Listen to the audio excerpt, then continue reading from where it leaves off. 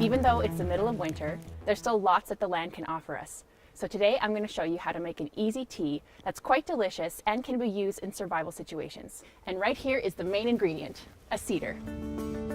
So we're going to pick a handful of this cedar and put it right into our pot, and it's going to flavor our water.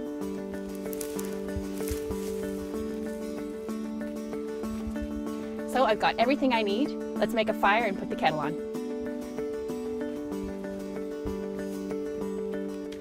This beauty here is a balsam fir, and one way that you can identify it is by looking at the needles. So spruce and pine have cone or cylindrical shaped needles, but if you look at the balsam fir, they have needles that actually lie flat.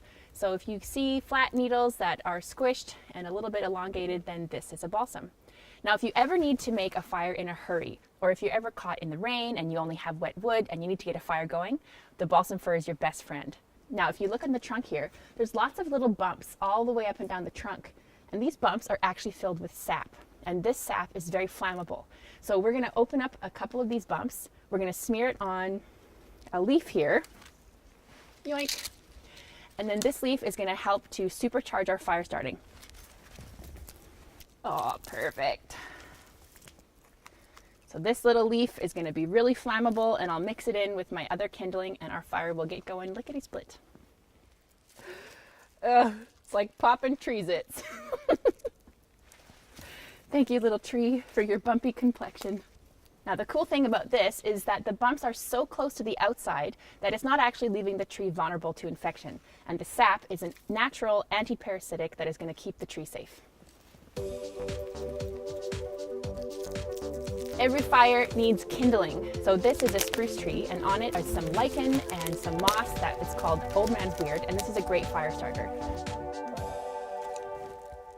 So I've got a nice open spot here where I'm not going to catch on anything else.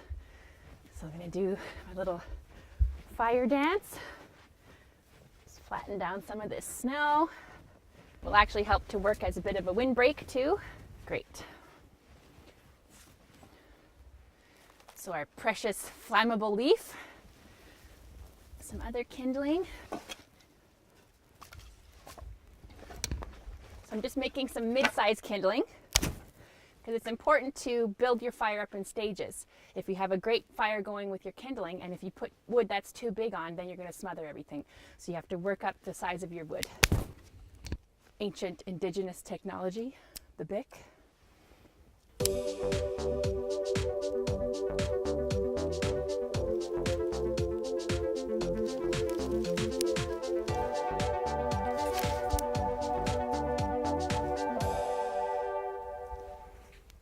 So when you start to hear that crackle, that's when you know you're off to the races.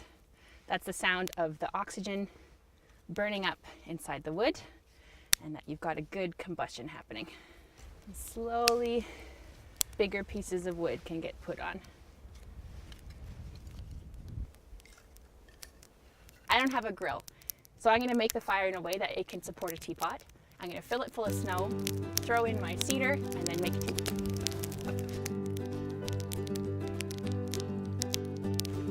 The great thing about the cedar tree is that its fronds are full of vitamin C and other macronutrients. And there's something nice about a hot drink that even if you're in a survival situation, although it might not offer a lot of calories, there's something warm and soothing about having a warm core and a hot drink.